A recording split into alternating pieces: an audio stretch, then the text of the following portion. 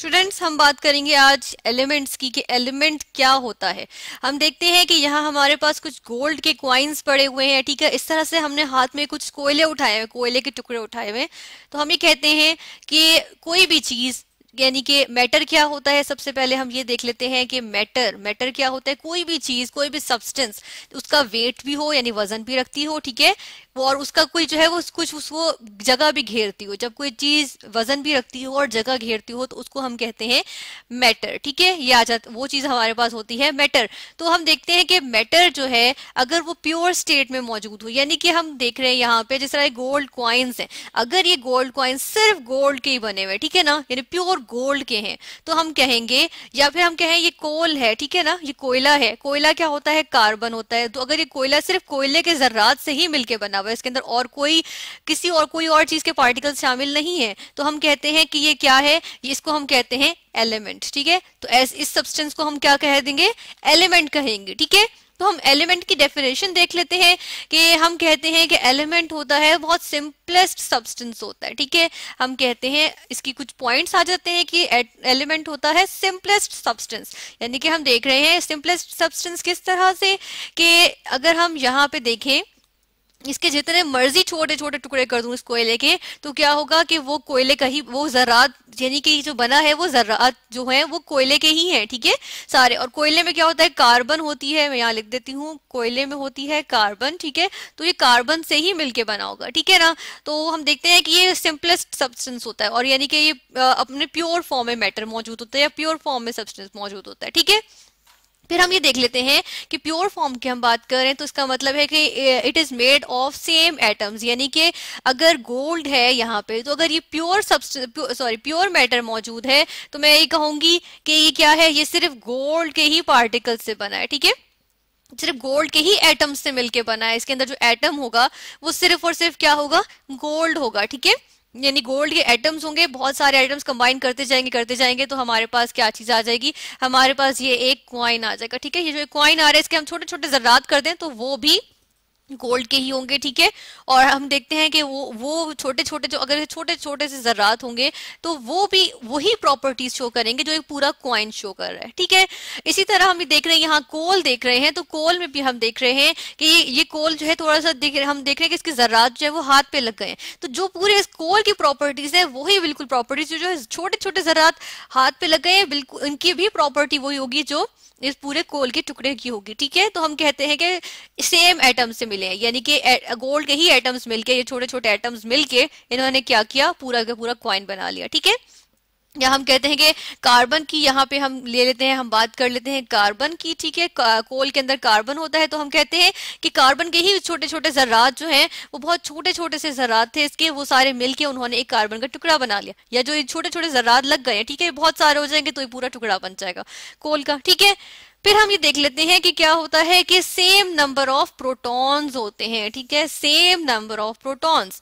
अब इसके लिए हम जो है वो कोई एक और एलिमेंट ले लेते हैं, जिस तरह, चलिए मैं सिंपल एक एटम की बात करती हूँ। यहाँ पे हम एक सिंपल एटम की बात कर लेते हैं, जिस तरह से मेरे पास अगर है हाइड्रोजन, ठीक है। अब प्रोटॉन क्या होता है, प्रोटॉन देखने के लिए हम ऐसा करते हैं कि एटम का न्यूक्लियस बनाते हैं, ये न्यूक्लियस बनाया मैंने, ठीक है, और ये इसके अराउंड क्या है, एक ऑर्बिट है। हाइड्रोजन का बना रही हूं मैं यहाँ पे, ठीक है, यानी कि ये हमारे पास न्यूक्लियस था। अब न्यूक्लियस के अंदर क्या होता है, न्यूक्लियस के अंदर इस तरह ये हाइड्रोजन के लिए बना रही हूँ ना मैं, तो हाइड्रोजन के अंदर एक प्रोटॉन होता है और एक न्यूट्रॉन होता है, ठीक है। सॉरी, एक न्यूट्रॉन नहीं होता, न्यूट्रॉन, हीलियम में न्यूट्रॉन होता है, तो इसलिए हम यहाँ कहेंगे कि हाइड्रोजन के अंदर, इसके अंदर न्यूट्रॉन नहीं होता है, ठीक है, और बस एक प्रोटॉन होगा। तो हम यहाँ पे लिखते हैं कि इसके अंदर क्या चीज है, न्यूट्रॉन नहीं है और एक प्रोटॉन है, ठीक है, 1, ठीक है। और प्रोटॉन पे कौन सा चार्ज होता है, पॉजिटिव साइन होता है, ठीक है, तो ये आ गया, ठीक है। और फिर हम देखते हैं जितने नंबर ऑफ प्रोटॉन्स होते हैं उतने ही नंबर ऑफ इलेक्ट्रॉन्स होते हैं, तो यहाँ पे एक इलेक्ट्रॉन भी आ जाएगा, ये हम इलेक्ट्रॉन को शो कर देते हैं, ठीक है। तो हम कहते हैं कि हाइड्रोजन का जो नंबर ऑफ प्रोटॉन्स होते हैं वो हम नीचे यहाँ पे मेंशन करते हैं, ये 1 आ गया, ठीक है। और number of protons plus number of neutrons, इन दोनों को सम अप करें, यानी कि यहाँ पे अगर देंगे तो वो भी 1 ही बन रहा है, तो उसको हम यहाँ पे लिखते हैं 1, ठीक है।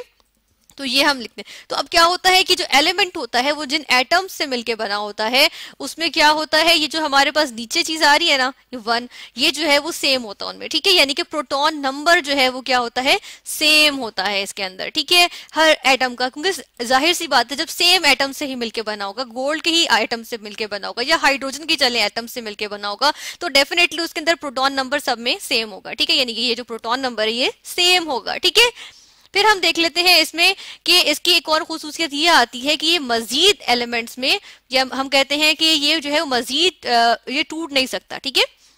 यहाँ पे मैं कहती हूँ कि नॉट बी ब्रोकन, क्यों, किस वजह से, ये जो है अब ये एक एटम है, ठीक है ना, एक एटम से, क्योंकि मैं अगर गोल्ड को तोड़ भी रही हूँ, इस क्वाइन को मैं आधा भी कर दूं, ठीक है, इसको अगर मैं यहाँ से आधा कर देती हूँ, ठीक है, यहाँ पे मैं अगर इसको आधा कर देती हूँ, इसको और छोटा कर देती हूँ, उसके और टुकड़े कर देती हूँ, ठीक है, तो ये जो छोटे छोटे टुकड़े भी हैं ये भी क्या है, ये भी वही प्रॉपर्टीज शो करेंगे जो ये बड़ा क्वाइन शो कर रहा है, ठीक है। तो कोई फायदा तो नहीं छोटा करने का, ठीक है, यानी कि हम देख रहे हैं कि ये भी वही प्रॉपर्टीज शो करेंगे, ठीक है। तो ये भी इसकी खुसूसियत आ जाती है कि इसको जो है तोड़ा जाए तो वो दूसरे एलिमेंट्स में नहीं टूट जाता। और हम कहते हैं कि अगर किसी केमिकल प्रोसेस से, ठीक है, हम यहाँ पे ये भी लिख देते हैं कि केमिकल प्रोसेस से, अगर कोई केमिकल प्रोसेस, अब केमिकल प्रोसेस क्या होता है, केमिकल प्रोसेस होता है ऐसा प्रोसेस जिसकी वजह से कोई केमिकल चेंज आए, ऐसा चेंज जो कि रिवर्स ना हो सकता हो, ठीक है, जिसका ऑपोजिट जा सकता हो, या फिर हम कहते हैं कि कि ऐसा चेंज जिसकी वजह से कोई एक सब्सटेंस जो है वो दूसरी तरह के सब्सटेंस में बन जाए, ठीक है।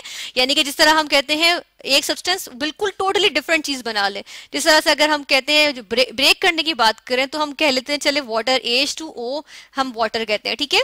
तो वाटर को अगर हम ब्रेक करेंगे, ठीक है, बहुत ज्यादा हाई टेम्परेचर पे करते हैं, ब्रेक करेंगे, चले हाइड्रोजन गैस बन गई, ठीक है, और ऑक्सीजन गैस। अब वाटर लिक्विड फॉर्म में था, L for liquid, G for gas, और ऑक्सीजन भी G फॉर गैस, ठीक है। तो ये हमारे पास आ गया। इसमें हम क्या देख रहे हैं, यहाँ पे हम देख रहे हैं कि वाटर जो है वो हाइड्रोजन गैस और ऑक्सीजन गैस में बन गया। लेकिन अगर इसी हाइड्रोजन गैस को मैं मजीद तोड़ना चाहूँ तो वो तो हाइड्रोजन से ही सिर्फ मिलके बनी हुई है, तो ये क्या होगा, ये मजीद किसी एलिमेंट में कन्वर्ट हो सकती है किसी केमिकल प्रोसेस से? नहीं, बिल्कुल भी नहीं, ठीक है। तो यानी कि एलिमेंट की जब हम बात करते हैं तो इसको हम मजीद किसी एलिमेंट में किसी केमिकल प्रोसेस के थ्रू ब्रेक नहीं कर सकते हैं, ठीक है। तो ये हमारे पास होता है एलिमेंट, यानी कि उसको किसी कोई केमिकल प्रोसेस लगाए तो कोई केमिकल चेंज ऐसा नहीं होता, केमिकल चेंज आएगा भी तो उसकी वजह से वो एलिमेंट जो है वो किसी दूसरे एलिमेंट में चेंज नहीं हो जाएगा, ठीक है। यानी कि अब ये जो वाटर है इसको हम एलिमेंट नहीं कहते, ठीक है ना, लेकिन जो गोल्ड है इसको एलिमेंट कहेंगे कि अगर मैं इसके ऊपर कोई भी प्रोसेस करूंगी तो इससे ये क्या होगा, ये गोल्ड ये सिर्फ पार्टिकल से बना है जब इसके अंदर कोई और एलिमेंट है ही नहीं। जिस तरह इसके अंदर कौन कौन से एलिमेंट्स हैं हम अगर देखें तो हाइड्रोजन है और ऑक्सीजन है, ठीक है, O for oxygen, H for hydrogen, लेकिन तो इसीलिए ये टूट गया किस किस में, हाइड्रोजन में और ऑक्सीजन में, ठीक है। लेकिन जब गोल्ड बना ही सिर्फ गोल्ड के पार्टिकल से तो वो किसी केमिकल प्रोसेस से क्यों किसी और एलिमेंट में टूटेगा, ठीक है। या कार्बन की हम बात करें तो अगर कार्बन जो है वो बना ही सिर्फ कार्बन के एटम से है तो वो क्यों किसी टूटेगा, तो क्यों कोई और एलिमेंट बना लेगा, ठीक है। तो ये हम कहते हैं कि कोई सब्सटेंस जो बिल्कुल सिंपल फॉर्म में हो, यानी कि एक ही तरह के एटम से मिलकर बना हो और उसके अंदर यानी प्रोटॉन नंबर भी उन सब एटम्स का सेम हो, ठीक है, यानी कि डेफिनेटली वो सेम एटम्स में ही होगा, सेम प्रोटॉन नंबर, और हम देखते हैं कि वो किसी और एलिमेंट में नहीं टूट सकता क्योंकि वो सिंपलेस्ट सब्सटेंस है, ठीक है, और वो जो है वो किसी केमिकल प्रोसेस से किसी दूसरे एलिमेंट में कन्वर्ट भी नहीं होता। तो ऐसे हम सब्सटेंस को कहते हैं एलिमेंट।